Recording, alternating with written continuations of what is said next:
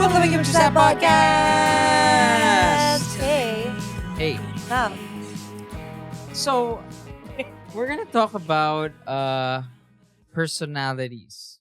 Akala ko parang bago tayo mag-segue into the... No, that's fine. Okay, That's sorry. my Okay. intro Well, that's to your the- personality. Okay. That's my segue I respect into that. the intro. Okay, let's go. So, I have an intro for the intro. Okay, love it. So, anyway, on the way here, Sabi and I were talking about the difference in our personalities. And We have a lot of the same things, but a lot of different things, I have to say. So, okay. So, a clear example of that is when we are late. When we're running late for a gig or an event. Fairness, aga natin dito, In fairness, Maga. Fairness. I would spend the whole car ride just thinking, kasi dapat ganito eh. Dapat ganito ako eh. Dapat na ganito ako. Ay nako, ay nako, ay nako. Oh yung my ways mali. Ay nako, yung ways mali. Whatever. Sab would... Kasalanan nung app, ano? I would do that. I would blame the app. I'd blame myself mostly. And si Sab would be harmonizing. I like that word, harmonizing. I would... Vocalizing pala, sorry. Yung may app si... okay, may app si Sab nagvo-vocalize. pag papunta sa gig, me.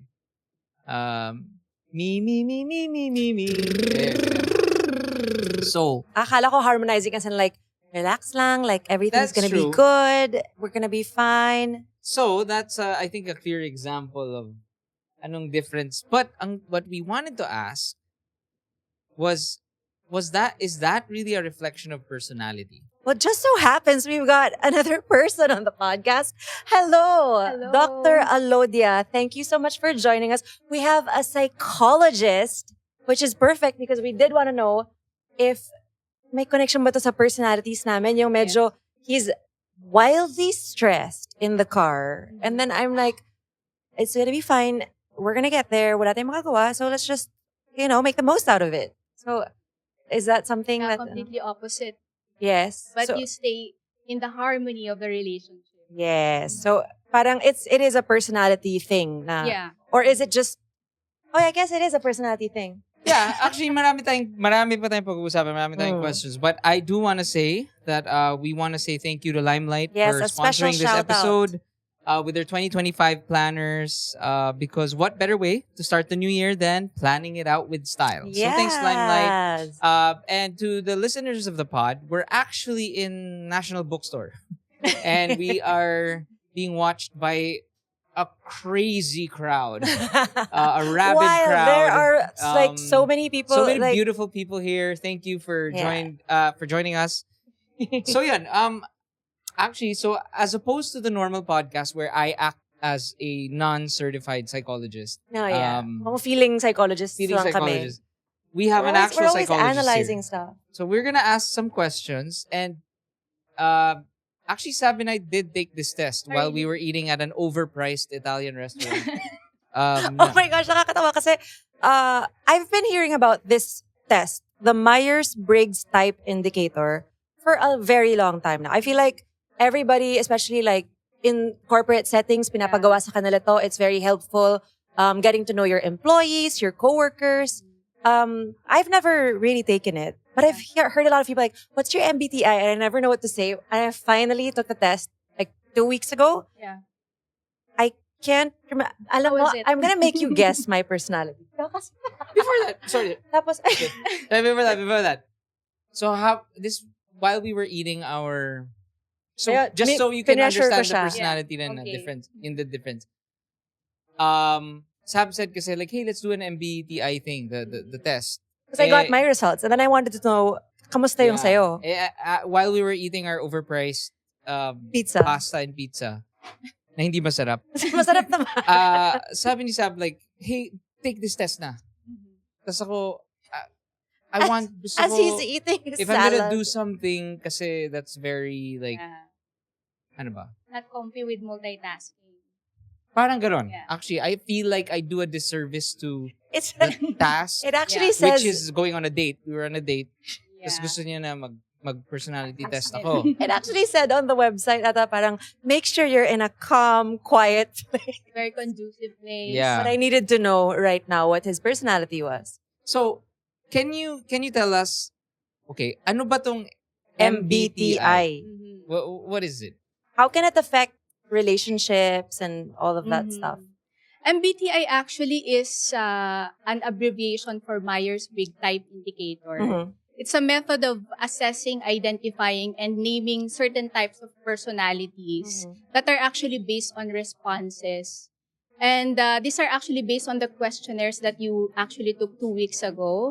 It's a self-report inventory that actually mirrors how you see yourself and the environment.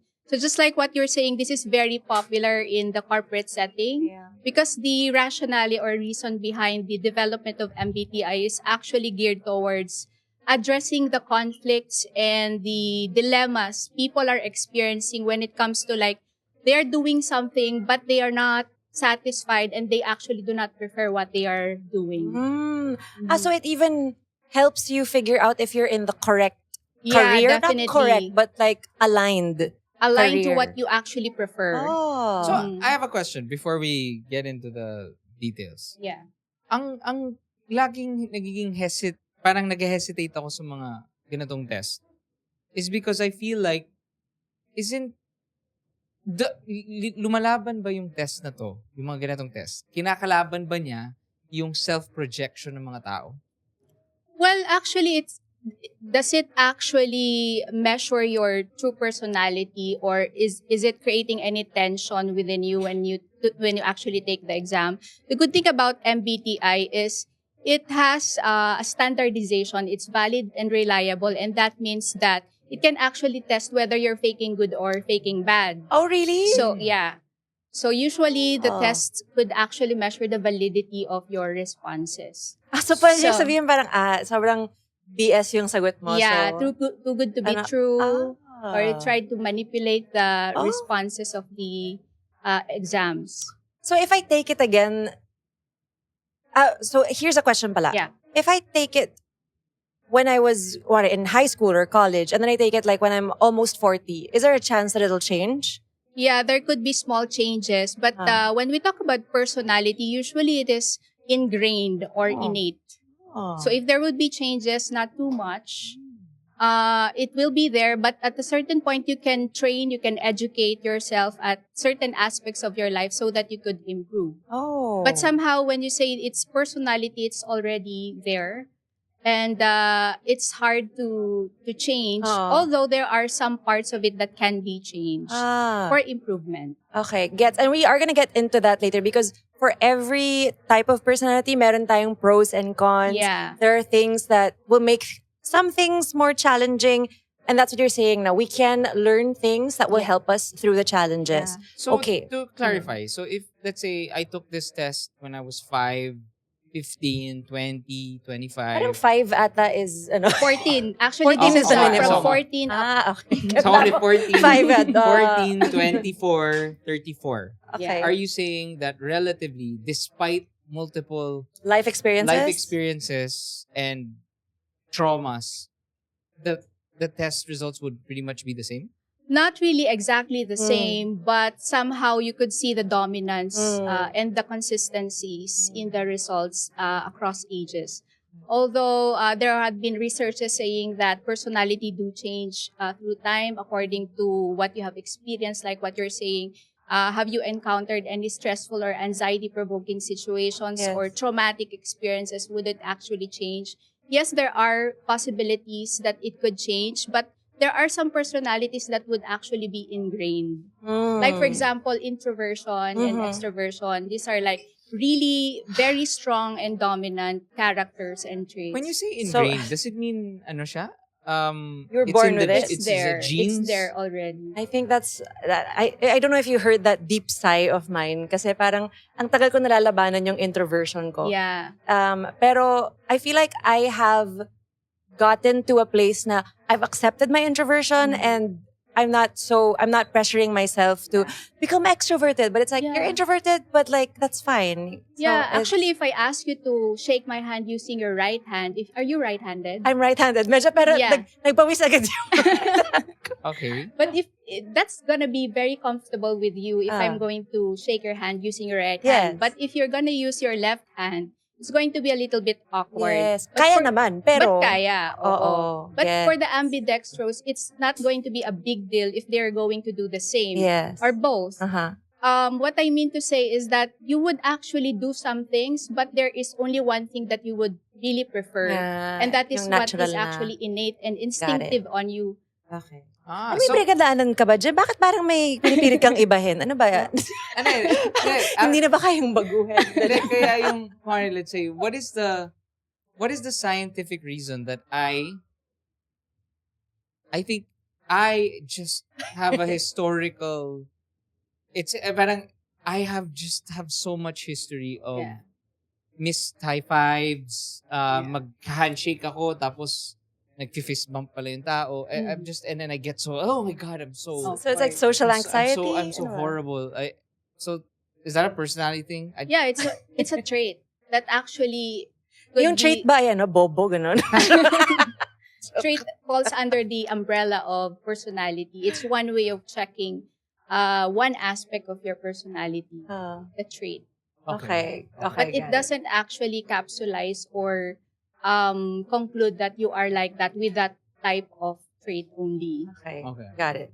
And so with the MBTI, there are 4 categories for these different types of personalities. Yeah. Right?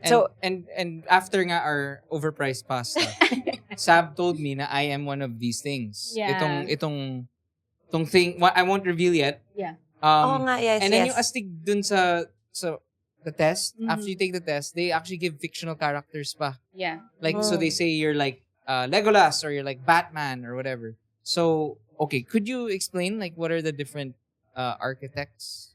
Actually, Analysts, sorry. The four categories. The analysts, diplomats, ano yung iba? The explorers, and the sentinels. And the sentinels. Okay. Again, analysts, diplomats, explorers, and sentinels. So who are the analysts?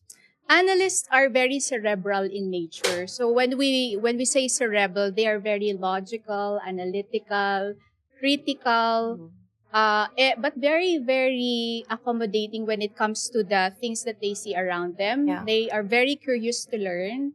So basically, when you're studying, these are the people who are staying in the library. Okay. They like exploring things on their own. They wanted things to get done in a very innovative way. And they are very prone to change themselves, to improve themselves physically, emotionally, socially, because they're very creative when it comes to acquiring information in their environment. So they like to acquire the information, apply immediately. Apply it immediately. They want it to be done in a very innovative and creative way so that people could actually benefit from it. In the corporate setting, you could see them as like they already had laid the cards on the table. These are the step 1, 2, 3, 4, 5, and you are still planning. They're done already. Oh my gosh, that is huge. This makes so much. I mean, ikaw, diba? Ikaw yan. I mean, ikaw to. Okay, sorry. Okay. So because yung analysts, just for the people who are listening, architects, logicians, commanders, and debaters. Ito yung INTJ, INTP, ENTJ, and ENTP. So these 4 letters correspond to different things. Yes. And like we were talking about introvert and extrovert, yung I is for introvert. Yeah. Do you want me to... And then, ano yung INTJ? Yeah. Sorry, Google. Just for you to understand, though, the letters actually correspond to the 4 characteristics based on their aspects from 8 personality types out of hundreds of behaviors that were tested all over the globe. Okay. So, introversion and extroversion falls to what kind of energy do you actually get from the environment. So, introversion and extroversion is a very opposite personality, wherein an extrovert is getting energy from the people, while the introverts are those people who actually get a lot of energy from a lot of things other than relating with people. Yes. Ang ganda. That's the first time I've heard this, na yung getting the energy. Kasi it's always it's such a tough thing to parang to analyze Like si Saab, obviously she's an introvert. Pero hindi siya obvious to everyone here because she's here, there's lights, and she's talking, and she takes photos of herself, Yeah. And she's outgoing. Yeah. Same as me naman, na like I'm here, I'm talking, I'm madaldal, but so that's ang ganda ng determining factor na yun. Yung energy is you get it from your environment. Environment or other people specifically? That's for the extroverts. But for that one that you're asking, INTJ, those are the introverts. Those people who actually do not have lots of energy from relating with other people. So nauubusan sila ng energy yeah, kaagad. the architects. Yun. The architects. That is you, ikaw, architect. Oo. So, okay. So, the analysts, ano yung challenges? Ano yung, kasi last, Yeah. yung pagkaintindi ko, yung analyst, so ito yung mga gayot. Gayot is. No, kasi I think Yan yung mga- nag-ano siya sa change ng body. Mga and gayot physical. na magaling mag-spreadsheet. Okay. So, mga, yeah, mga, yeah. mga, Buff. mga buff, Yeah. na magaling mag-spreadsheet. Or, Excel. so, sorry, Yeah. let's go back. So, The parang, geniuses. genius, like, I Lipat wanna na learn ako dito, piano. analyst na ako. Okay. So, I'm gonna learn it. I'm gonna watch a video. I'm gonna learn it. Okay. So, but when you said na, okay, so that's a positive thing, diba? Na naunahan mo na while the people are planning step by step, ikaw you're like, I know what to do. Yeah. Ganun sila. But what are the challenges for the analysts? Since they are very active in their upper part of the brain, which is the executive function, planning, decision-making, rationalization, problem-solving, usually the lower part of the brain, which is responsible for empathy and emotions, are inhibited. So you wouldn't expect them to like hug you or kiss you every time that you would go to them having problems. Instead, they will just give you, these are the 5 steps. You follow it. Yeah. Just like that. So you can't really expect them to be really emotionally involved, emotionally charged, because they're very cerebral. Our brain is only focused on just one part at one time, meaning to say it can function in both parts. So if you're very logical, your emotional part would be inhibited. Oh. Yeah. So it's always either or. Either. In the moment. Yeah, Even in the if moment. it's a split second. Yeah. So like, okay. So like right now, let's say I'm listening to you, I'm focused. I'm obviously very, my Engaged. brain is using the logical Yes. side. Okay. Okay. So, what would, naman, let's say... Sino yung famous, isang famous analysts? Do you Steve know? Jobs. Oh, Steve Jobs. Yeah, kasi he didn't care. About Yeah, actually didn't care about his wardrobe. He's using black every day. So And he he's was very known. because he wants organization. Doesn't want to be confused about colors. And he was known nga to be a bad boss, basically. In terms Bad of relating. In terms of parang being medyo- empathetic. Yeah. Hindi siya empathetic. Medyo Cutthroat. yeah. Yeah? Cutthroat, tama ba? Very Are you trying direct. to not say bad words? Nahihirapan naman yung mura. But yeah. So it's that. Okay.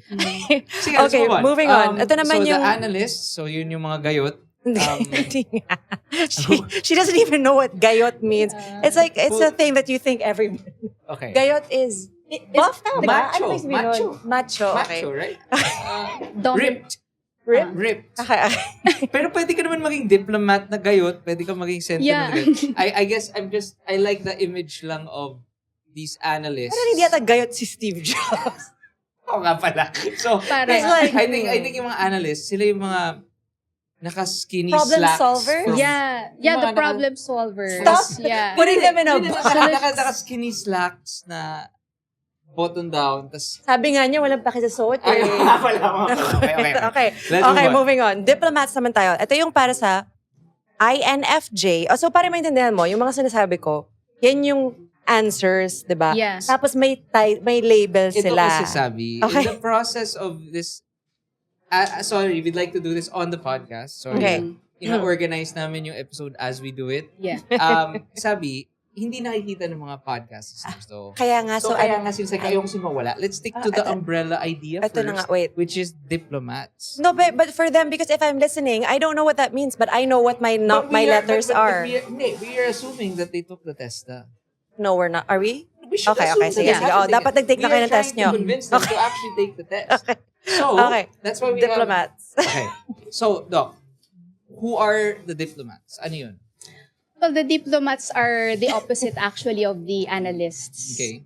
They are very generous, very sympathetic, empathetic. They are givers, and they would actually drop everything for you so that they could understand you. So if we're talking about empathy for the diplomats, it's not as simple as like knowing what you are saying or feeling. They usually calibrate themselves into higher type of empathy, which is the emotional empathy. They feel what you actually feel. And it actually evolves into higher type of empathy, which is the emotional intelligence, wherein they would actually do something about your situation. They would actually help you. So most of them have that weight in their body, in their shoulders, because they wanted to help a lot of people, because they're very generous, they're givers. Something like that. Okay. So, I read this book by Oprah Winfrey where she says that there's a science though that empathy, in fact, is actually not as is not something that we should aim for. Actually, the origin of the word pala of empathy is, I forget. Basta parang apparently it was a derogatory pala siya when it was first coined. Compassion daw. So if that's the case, if you're saying, and if you could explain why. Oh my gosh, this is the first time I'm hearing about this. Yeah. So you should be a psychologist. You should ask the doctor. What is it? What is the word he's looking for? Why is empathy? Why is empathy something that not completely perfect, like super good? Because not all people have it, and it seems like society is imposing us to be one. Although there are some like the analysts, they have empathy, but the intellectual empathy only, or the cognitive. Like, I do understand what you're saying, but no emotions involved. Okay. But for the diplomats, they actually go to a higher type of empathy that is like so optimum that somehow it burns them out. Yep. And there's what we call the dark side of the empathy, wherein you actually absorb. You feel it too much. Yeah, you feel too much. You get exhausted, and it drains your energy. Sound familiar? That's me. I'm just like, just the world. Oh my God. Yeah. Okay, so would you? So what would be like in an office setting? Would you say that if you're a diplomat, it would be difficult for you to be in a top management position? Yeah, that's one of the challenges. Because when you're stressed, when you're burned out, the tendency is you can't really facilitate your problem solving, your skills in rationalization. Okay. Yeah, they're quite challenged on that area. But not all people who are diplomats cannot actually achieve, but it's just going to be tougher for them. Okay. Actually, in the MBTI, they are the rarest. They're the most rare. Oh my gosh, I'm such a rare gem. Diplomat ka ba? I am an advocate. Yun yung mo? Yeah. Wait. That is. Yun na nga. So wala na tayong pakialam dun sa iba, no? Kasi okay na kami ni Jim eh. Na-joke lang. Wait. So, may I ask, what are you?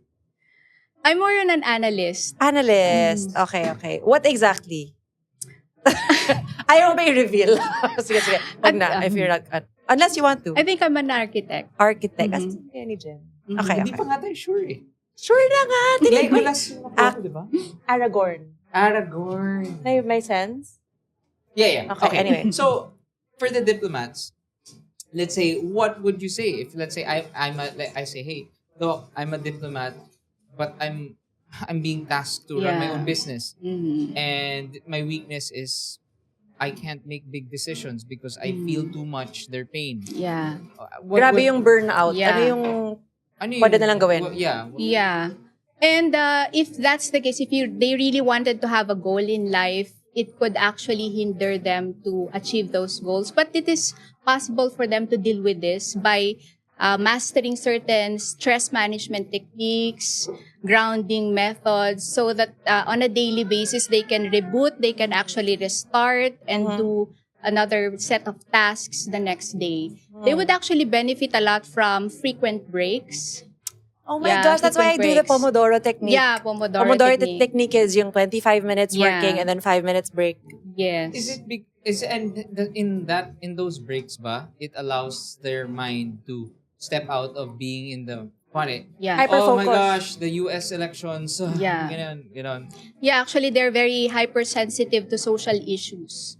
That is why it's very important for them to have a break, to have a breather every now and then. The Pomodoro technique is very effective for them. But I would suggest on a daily basis, they have to do something different from the usual things they are doing.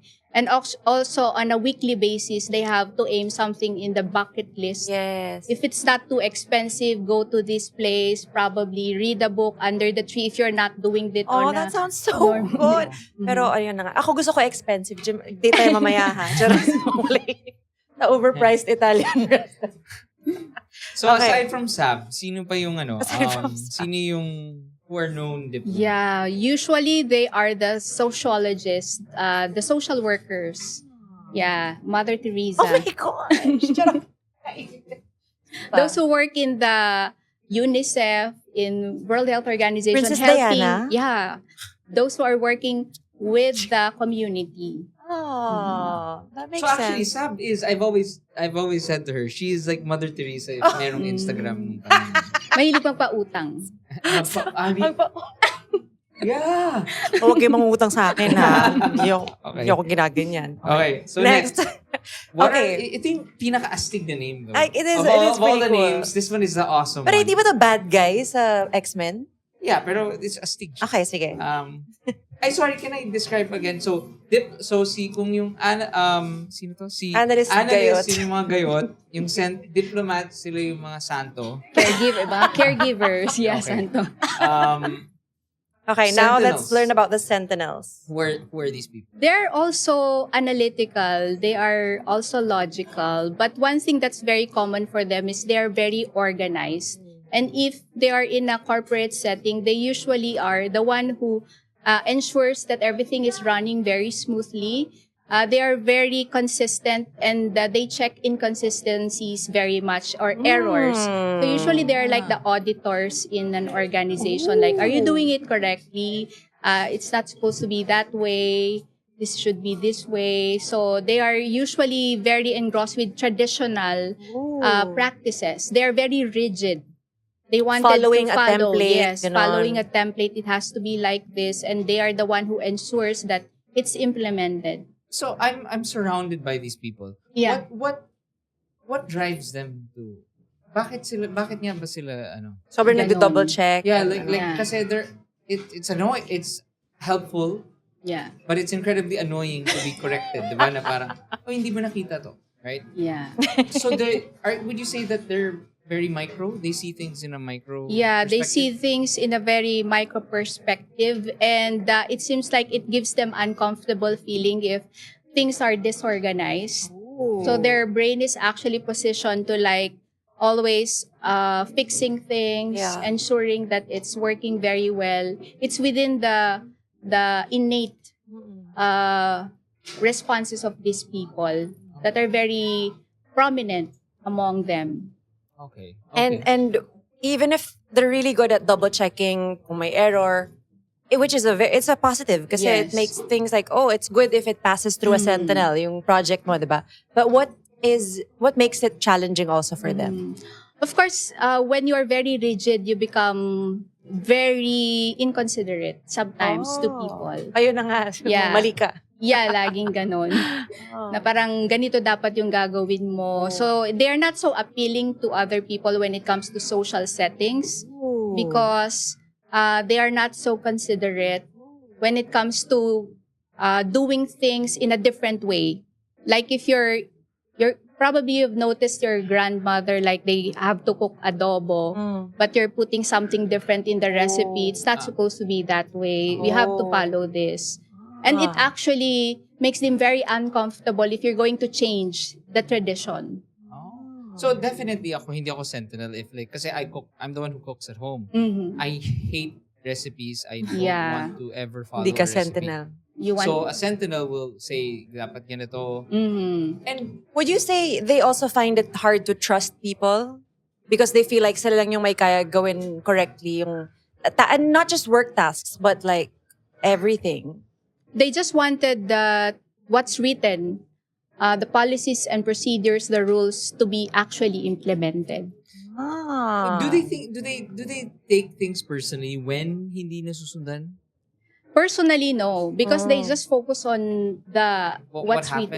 So they're like, walang personalan, pero you get a demerit. Mali ka. Yeah. So, sino yung ganon? Sino yung, alin dito sa mga... The diplomats. Si Diplomat yung nasasaktan? Ay, parang, sino yung... asking for myself. Sino yung nagkagalit na parang, you didn't follow the instruction, therefore, it's a reflection of your respect towards me. Respect. Big word. Okay. Or your... Parang ano na yan, deeper na yan.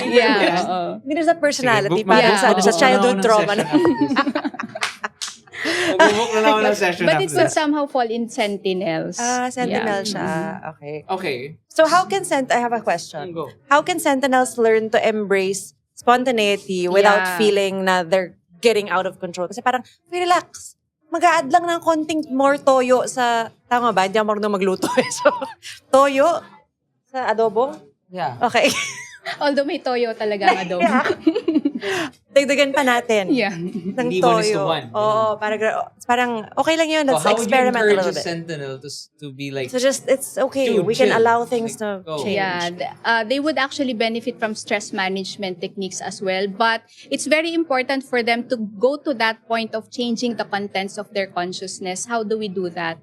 We map out certain aspects of their lives that could be controlled and cannot be controlled. It's very important for them to have that awareness that in our lives, there are the controllables and the uncontrollables because they wanted control based on the dogma or the norms or the rules. But unfortunately, it doesn't happen that way 100% in our setup. So it's very important for them to know, okay, these are some things that I can control and I cannot control. I have to change the way I think about this thing because it's unchangeable.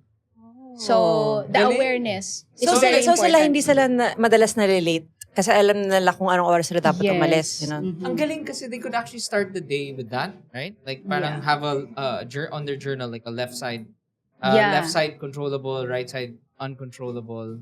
And it kind of primes them na it could be a trigger for them, let's say umulan. So it's uncontrollable. Okay, I'll reserve my emotions. Yeah. Okay. We should do another episode about stress management techniques. Yes. So helpful. Okay. Love it. Yeah. Are we moving on? Sorry. Alam mo, wait lang, hindi ko nagawa kasi ikaw minamadali mo ko. Hindi ko nagawa yung Ako nga may advice yung pala for the diplomats. Yung diplomats, sila yung advocates, mediators, protagonists, and campaigners. Again, INFJ, INFP, ENFJ, and ENFP. For the Sentinels, these are the logisticians, ISTJ, defenders, ISFJ, executives, ESTJ, and consuls, ESFJ. So, itong info overload na binibigay ni Sam. Yes. Ano yung meaning ng mga to under the categories? Yeah, that's what I was actually explaining a while ago.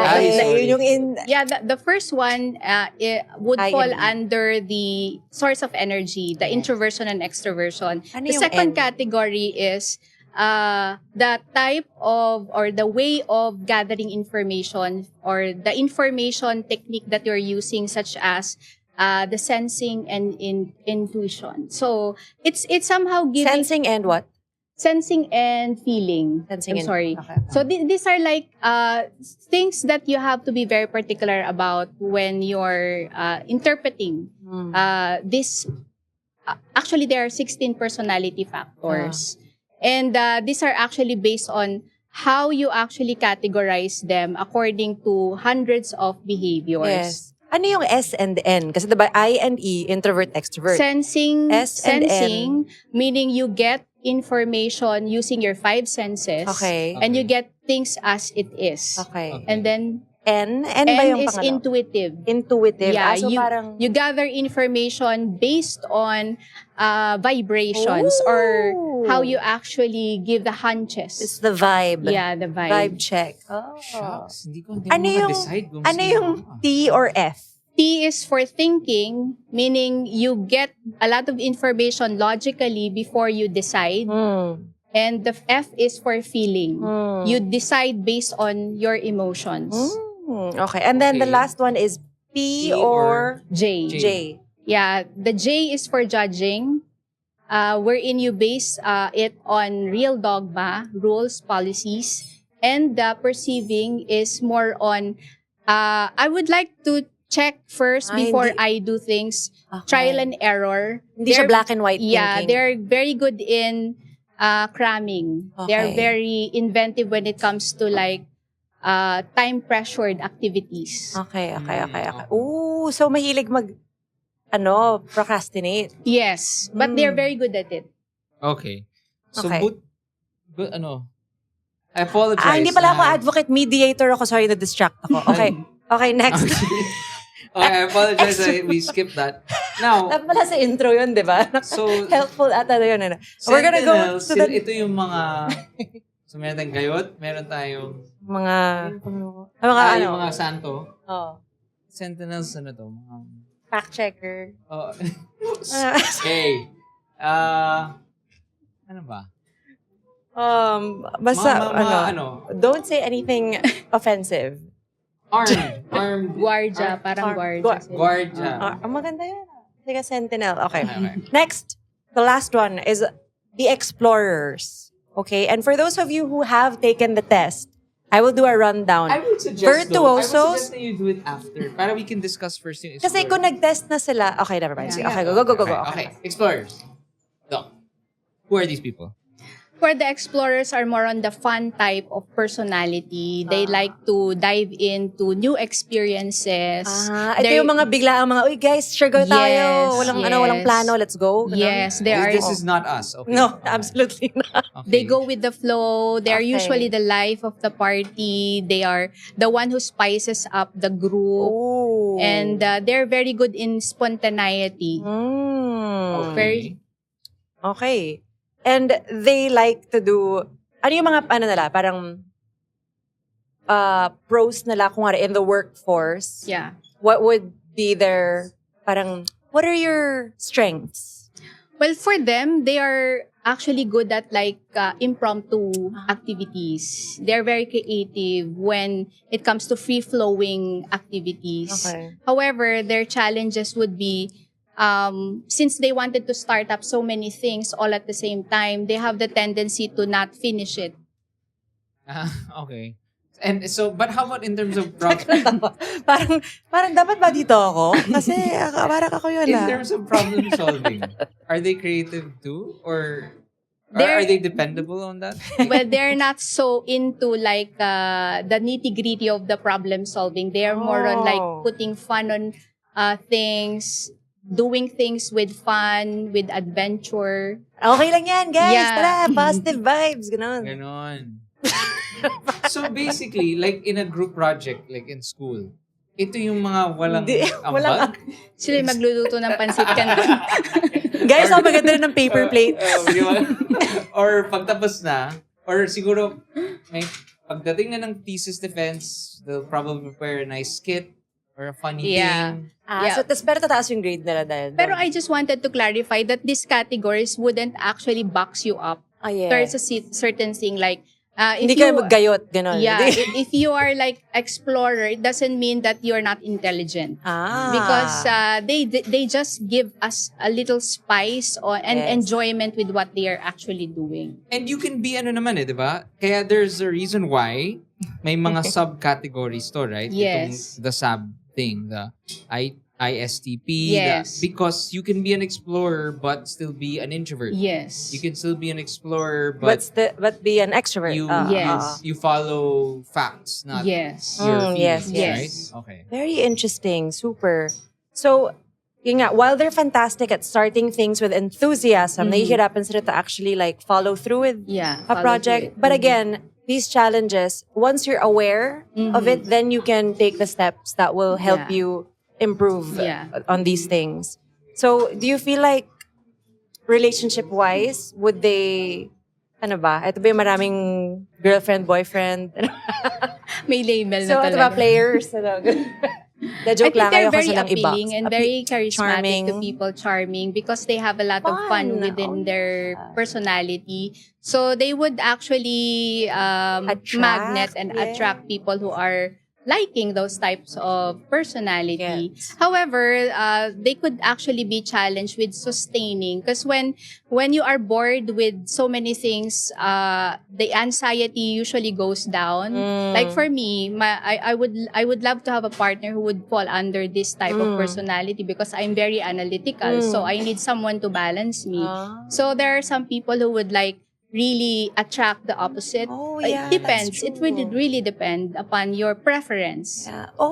So even itong MBTI, it could actually help kung parang match kayo. Yeah. It's very parang yung mga astrology thing. I actually want to go into the let's say if we could Match do a, ba kami ni Jim? if we could do a quick parang go through the different categories. I want to know yung advice being in a relationship. So let's say for example, for the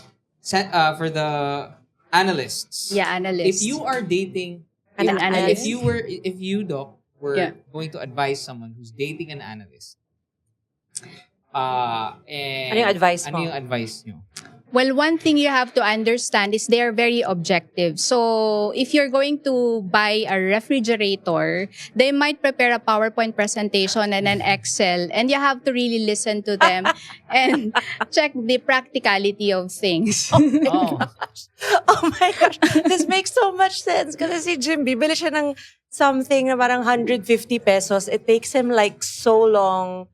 I-analyze pa niya kung it's worth it. Opportunity Yeah, parang, ano yung oh my gosh. Yeah. Okay. Meanwhile. Okay. But my this is a great. I love this, but that's a way to make them feel loved. Yes, Showing it's that the love language that they could actually pick up. Like, oh, I really appreciate you preparing that. I can understand it clearly with the graphics, with the computations. Cute I naman. really appreciate your PowerPoint, pero hindi natin bibilin yan. What about for diplomats? All right, for the diplomats, they're very sweet. They're very generous. So I don't think like those people who would really like kayo, gusto nyo ba ng mga sweet talaga? There are people who do not prefer those kind of personality. But you have to understand they could be a little bit clingy and they giving. Giving. And they're not only available for you, they are available for a lot of people. Because they help a lot. So how would a partner make the diplomat feel loved and nurtured? Well, when they feel like they're satisfying you. So parang because if you they're say, generous. So parang if you affirm them, Yes. thank you for doing this. I really appreciate your effort in helping me. Something that feeds their need also. Na parang, napansin mo pala yung ginagawa ko. That I actually dropped everything for you. Oh yeah, sobra. Okay. What about sentinels? Well, the sentinels are quite rigid. So, for me, it's kind of hard to deal with these people. But So just don't date people. No. Yung Sentinel, just don't date them. But there are people who like this kind of personality, especially for those who wanted to be audited or want to be monitored, whether they're doing it correctly or not. So basically, people who would benefit a lot from sentinels are those who are disorganized partners. So someone would actually organize things for them, run things very smoothly for them. Oh, that's nice. That's nice. Oh, who's an example of a sentinel pala? I can't name any known personality because this is something that you Kasi could parang hate mo sila, no? Joke lang. maybe those in the social media who likes to talk about issues and correct things like so facts yeah, driven. I don't want to name names. Okay. What about explorers? Well, the explorers, Joke okay, lang, Doc. the adventurers, yeah. no, you have to prepare a lot of money for them. Kulong mo. they like they usually are bored in consistent things. They want inconsistencies. So if you're gonna give them flowers, different kinds of flowers, each celebration. If you eat in a restaurant, then it Hindi shouldn't pwedeng be a same second. place. Second. Wow. So actually, what I want, now that you're saying all of this, yung mga kilala kong explorers, they usually date very quiet and very timid people. Mm-hmm. And Kasi magandang balance siguro. Balance. It's a Pero, balance. ang question ko, these people they always end up breaking up. And mostly it's because they don't know how to reciprocate yung, kasi si explorer is like, this is, this is too much. Parang gusto ko na ng bago. I'm not interested in moving into a house and whatever. Ano yung advice mo to someone who's dating an explorer? Like those who are fed up with the changes. Like it would I would not want to like label them as bad partners, no, because it would actually depend whether you would match when it comes to personality. Yeah. So I would say that it's a matter of giving way and reconciling the differences, no matter what your category is, your personality type is. So, for example, you're analytical and Saab is diplomat. So, you could actually end up separating if you don't compromise with each other. So, it's about understanding and being aware of each preferences so that you can change something within the environment or within your relationship. And hindi siya magandang excuse gawin, di ba, na parang, ito ako eh. Yeah, diba, ganito talaga ako actually. eh. So, wag mo kong iniiba. And it's like, but if you're in a partnership, it's all about compromise, right? Yeah. So, even if it doesn't come naturally to you, if you know that your partner appreciates it, then you gotta do something if you want to make it work. Actually, diba? that's the very purpose of MBTI, to make you more communicative about your preferences, your strengths, and your personality type. That I'm like this, but it doesn't have to like box you up with I'm like this, you have to follow no matter what. And if you want to connect more, especially with yourself, so journaling is a great start, right? Mm-hmm. So how do you think journaling would help? How important is it? Journaling is very important when it comes to like monitoring your behavior on a daily basis. No, it gives you a sense of understanding that these are the things that you are looking forward to. These are the things that happen to you. And maybe those things could be basis for you to like level up or change the next days. So it's a form of like awareness. And when it comes to like changing, everything starts with awareness, with knowing. Agree. Yes. Tas maganda na parang pag nag-look back ka, no, on your old journal entries, tas makikita mo na, I mean, but what can you do if someone really feels like, I can't integrate journaling sa lifestyle ko? Well, there are actually, let's face it, there are people who are not so used to like journaling. But I think they would benefit from different types of techniques because you don't have to be really like put letters, words on it. You can actually draw. You can paint in journaling.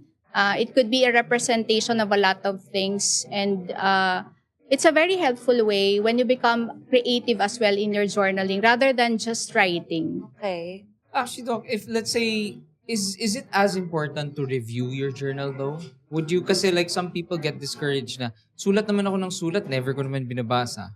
Yun man kailangan basahin ko. No, I mean, is it, what's more important? Is it the exercise of actually putting it on paper, or is it you comprehending and looking back on all Both actually, or either way. No, you would benefit either way. If you're just going to write and not read it, it somehow makes your container empty each day. Parang, So it's a form of decluttering, physically, emotionally, and psychologically, that you let out all these narrations, all these thoughts and emotions, so that you can start anew the next day. If you're going to look back, if you're going to go back to your writings, it's also a form of like self-monitoring, so that you can do something next time.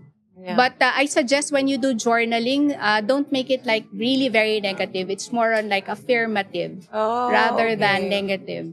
Okay. Oh, interesting. So, a usual, something that stops people from journaling is they have one journal today and then tomorrow iba na naman, and they can't decide, is it on my phone, is it a notebook, what is there what's a good one for a beginner? yeah, Ganon? what would you recommend, like what should they look type? for? Yeah, there are some journals that have prompts, but not all people usually like prompts. Like there are some introductory sentences and statements already there, and you just have to like complete it. Yeah. But there are some people who would like to be very spontaneous about it. They don't like outlines. So it would really depend upon the preference of those people who would use the journal. Yeah. Iba talaga. And this is my Limelight planner.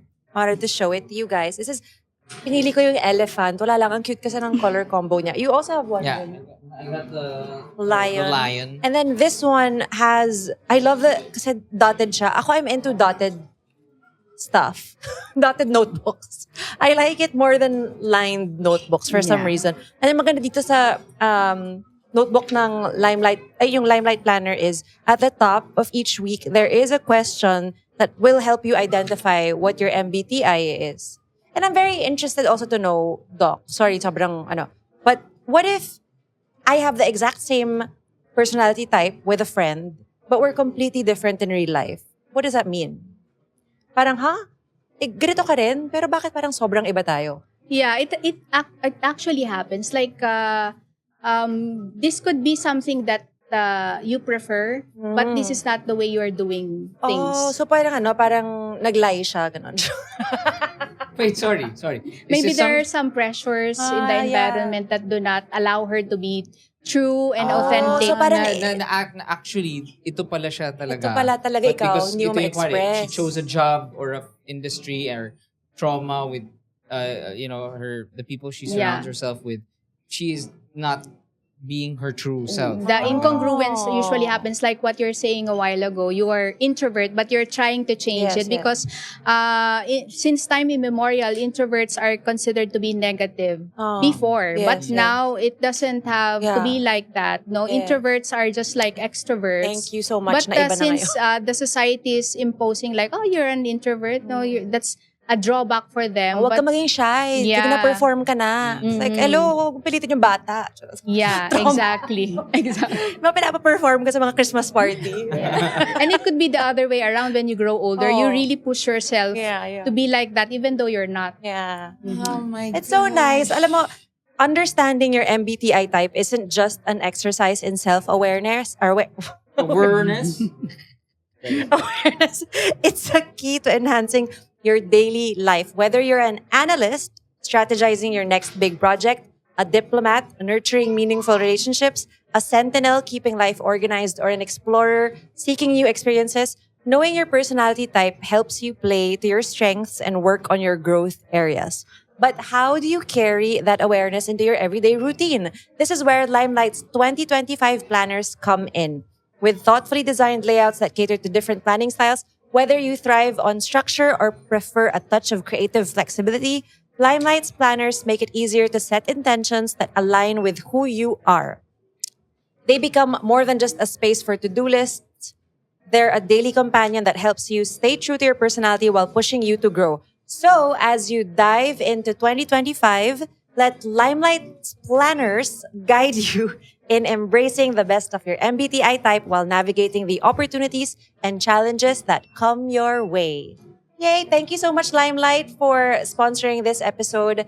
We really enjoyed it. Thank you so much, Dr. Alodia. And that was fun. I feel like I have been so informed about... I'm so informed. I feel like I'm perfect now. I feel like I feel like I'm the I would best. like to explore I'm the best version of myself. I can be anything. I think tomorrow I'm gonna be a sentinel.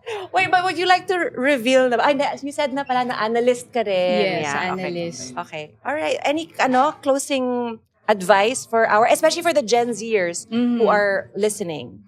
Well, for the Gen Zers, you don't have to be boxed with a certain type of preference that your society is imposing. You just have to be yourself.